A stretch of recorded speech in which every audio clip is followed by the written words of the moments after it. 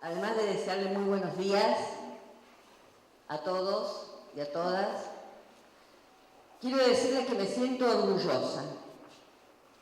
Orgullosa como gobernadora de esta provincia, precisamente de los santacruceños y santacruceñas. Hoy, en este acto, se entregan uniformes, pero yo creo, y después de escucharlo a la ministra de Desarrollo Social, Paola, al ministro de Gobierno, Fernando, a Andrea y a Paola también, creo que se entregan más cosas. Creo que se entregan valores, compromiso, convicciones, ganas de trabajar.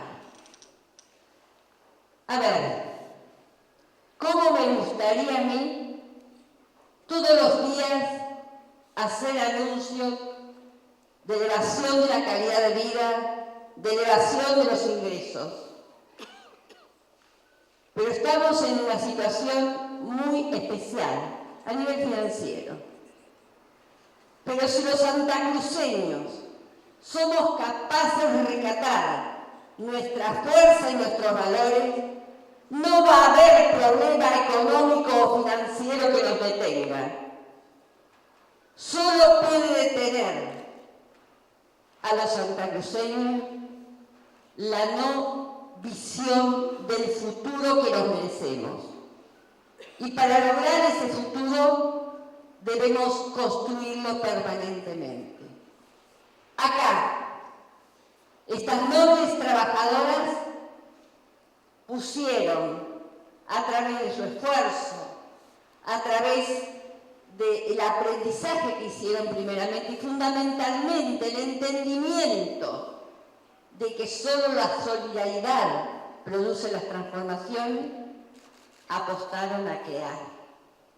Y mírenlas y apláudanlas que se lo merecen.